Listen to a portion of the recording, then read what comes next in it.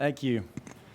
Well, it's interesting being one of three males in a room full of women, and the first speaker you have in a Women Entrepreneurship Summit is a young white male.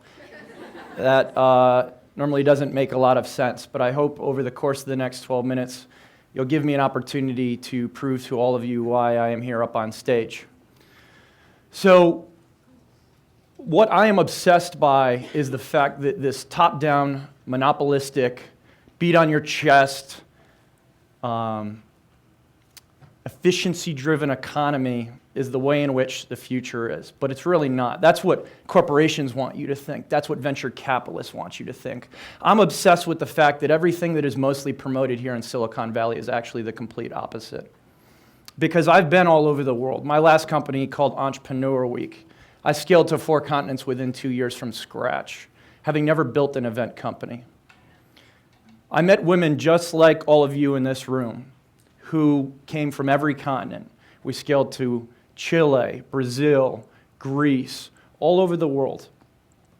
And I never ever forgot when I got to every single emerging economy, the women that were there and the stories they would tell me of how they couldn't manifest their dream, how they could see an opportunity and they couldn't do it, how they wanted to even be in a mid-level job in a corporation, but they weren't allowed to do it. There's also a lot of other folks who believe what I believe when it comes to inequality. Folks like Daniel Pink. There's another, he has a great study on the future of the world being more on the right brain instead of the left brain. I also sit on the board of ASTIA. How many folks have heard of ASTIA before? Right, so I sit on the board for ASTIA. And I also do a lot of things with Dell. I sit on the advisory board for Dell and the Women Entrepreneurs Program, and then I do a lot with Springboard Enterprises, which I'm sure you've heard of as well. But everything I just told you about is the business justification for why I'm here, except that's not really what I care about. They pale in comparison to the woman that you see right there. That's my mother, Sally Ann.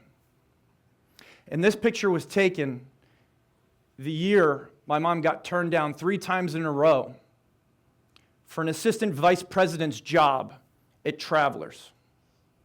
I was 6 years old. I got in the car out of school, and my mom, as we were driving, started crying uncontrollably, and I had no idea why. As a little kid, you have no idea why, and of course I asked my mom, why, and she said one word, well, 2 words. I'm a woman. And so that started my journey since the age of 6 till now of trying to understand why half of the world is full of folks like you, yet less than 4% of you are CEOs of Fortune 100 companies. Doesn't make any sense. It's a completely inverted paradigm. We all know the statistics of the power that women have in purchasing. Yet guys like me, we never think about you when it comes to the companies that we build, and I think it's absolutely ridiculous. And this is a lie you've been told, just like my mom was told. Because my mom never went to college. My mom started off as a clerk at Travelers, and she spent 15 years on the IT side and 25 years on the business side, and is now one of the top consultants in the world in the insurance industry. But she was told this same thing. You know why? Because in the early 90s, it was easier for everybody wanted women to just get patted on the top of their head. There was 2 ways you got ahead in the insurance industry. You were submissive or you slept your way around. My mom did neither of them. And I'm sure none of you have either. And that is how you truly make a difference. When you want to create your own reality, when you fight against the man. Folks just like me, I'm your stereotypical average white guy. And I hate people like me. I really do. Because the fact of the matter is, that's not where the world is going. And we're going to talk a little bit about where the world is going. So, I'm always a get stuff done guy. And I hear all these excuses. There's this new trend called lean in.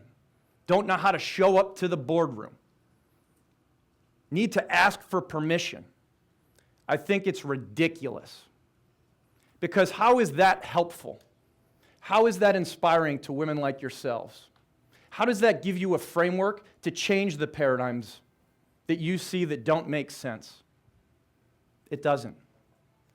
And neither do these. Statistics. I'm sick of hearing about income inequality.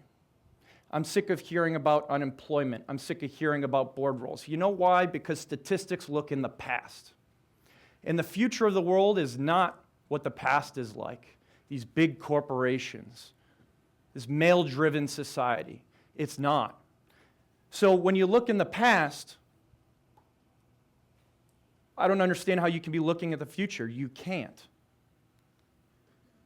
Your opportunity is right now. We need 600 million sustainable jobs by 2020, according to the World Bank, to keep the same global unemployment rate. I don't have to tell you the income inequality statistics. I don't have to tell you any of the other statistics of why things are starting to change and need to change. We all know it. You'll be outside talking to another woman, asking them, hey, what do you do? What do you believe? And I will guarantee everybody in this room is here because that word impact. You realize there is a different way that the world is going to be, and it has to be. 7 billion people, 7.2 billion people are going to be on this planet by 2050. We don't have enough food, we don't have enough water, we don't have enough housing, and all these big companies that tell you it's great to get out of school, work 10 years, get your MBA, then get your PhD, and maybe you have an opportunity to be a mid-level manager. It's ridiculous. It's a lot easier to follow your passion, how to create your own reality, because the future of the world is 5, 10, and 20-person companies. And I hope that all of you being here at a summit about impact will want to make an impact, want to build a business, want to take your passion and actually operationalize it. The challenge is normally not understanding what the right way to do it is. So we're going to talk a little bit about how to build on your passion. So when you have time, an hour or two, go by the ocean, sit in the forest, put your phones down, your computers down. Write down your top 5 goals and dreams. What do you want written on your tombstone that you want to be remembered for? However crazy they are, write them down. And right next to them, put down the resources that you already have right now that you can use. And right there is the right now that you have to build on. And then put a dash that says next step. Because the biggest problem most people have is that next step. We can all write down our passions, but we always struggle with the next step. Second thing to do, print what you wrote and post it. Post it in 3 places. Where you go to bed, where you brush your teeth, and the door you go in and out of the most in your house. And the reason why is because your house is your sanctuary. It's the place that you trust. And it takes more than 20 interactions to create a habit, any type of habit. So if you look at those posts 20 days in a row, you will start to believe. What you believe becomes your reality. The challenge is that we also surround ourselves most of the time with the wrong people and not the right people. And what I find intriguing about surrounding yourselves with the right people is people who have tattoos. There are people in this world who viscerally believe so much in something that they literally go through pain for hours because they have a story to tell. There are countless numbers of people in this room and in the world who believe that stories are the epicenter of everything humans care about. But here's the difference, is maybe you can think of 10 people off the top of your head who would support you in your hopes and dreams, no matter how crazy they are. But how many of those 10 people, if it was a life or death situation, would take the spot of your loved one, your child, your partner, or even you? Very few would, probably less than 5. So the reality is, the people that you surround yourself with to get to where you want to go are not the right people most of the time. Whether it's your boss, whether it's your friends, sometimes it's even your partner.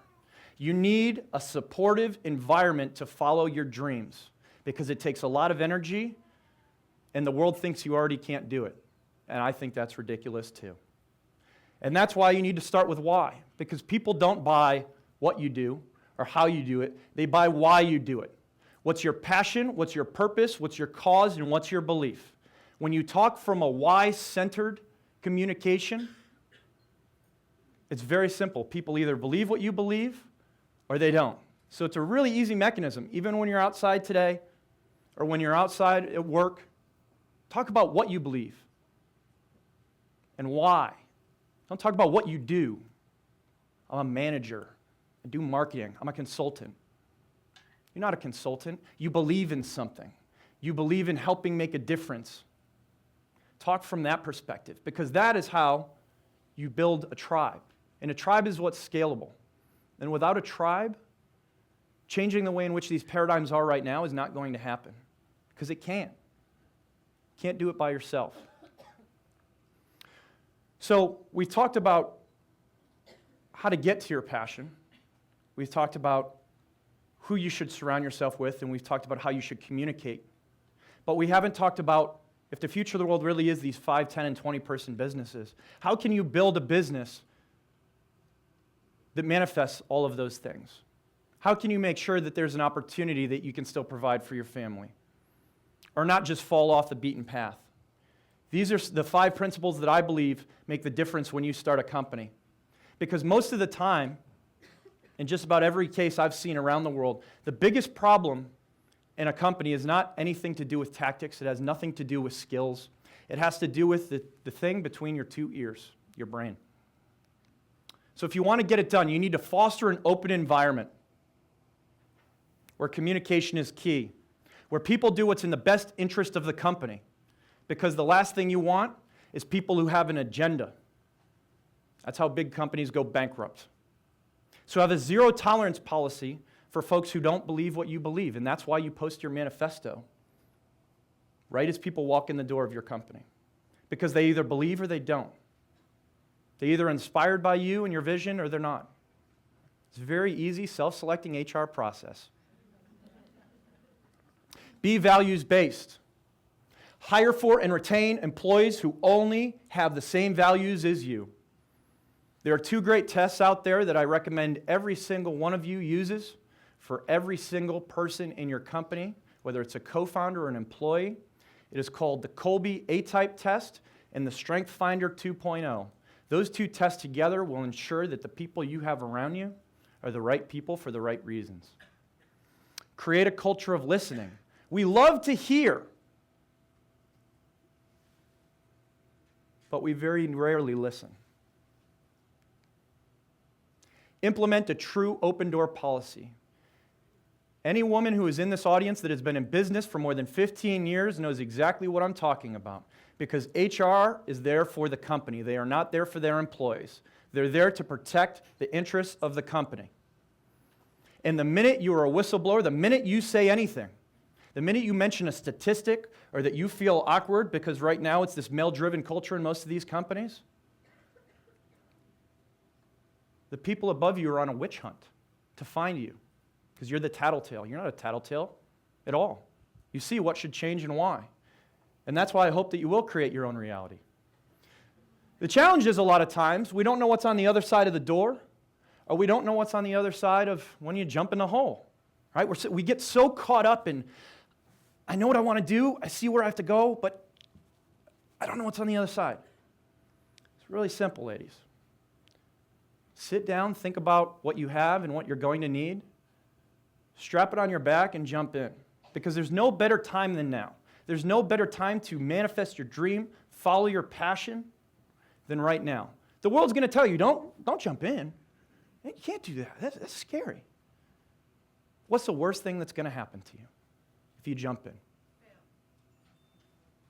What's the big difference if you fail? You can build again. You can go back to corporate America, but you get less than 3 opportunities as a female to build a high-growth startup to follow your dreams if you want to have children, or if you want to travel the world, or if you want to make a difference. Because the average company takes 3.5 to 4 years to operationalize, and that's on a quick trajectory. So very quickly, if you're 25 or 30 already, that means you're going to be 40, 42, because the average person fails at least 2 or 3 times before they get to what they really should be doing and how they should be doing it. So creating your own reality seems like it might be a little tough. And I figured, being a young white guy speaking in front of a bunch of women, who am I to say anything? So instead, here are some women, some touchstones that when you go out on your journey, you can remember. Jeannie Sullivan, founder of one of the only women-owned venture capital firms in the world. Ingrid Riley is fighting most of those big male-driven corporations that I talk about right now in Jamaica, because most of those corporations think that Jamaica should be the next outsourcing hub. She's fighting to make sure that it's a tech ecosystem where every person who's passionate can follow their dream. And there's a lot of opportunity in Jamaica. Amy, founder of Springboard, multiple IPOs, supports women to no end. And just in case 3 weren't enough,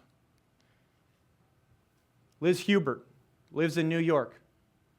5,000-page redesign of a Fortune 200 company. $12 million project, and she was only 25. I want to talk about an outlier? Liz is an outlier. Lauren Flanagan, Michigan.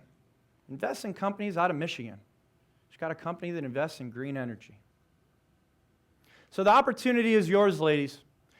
The time is right now. There's never been a better time. And I hope if you learn one thing and you take away one thing from everything that I've said, create your reality and always remember that luck is an accumulation of superior effort and focused execution. Thank you.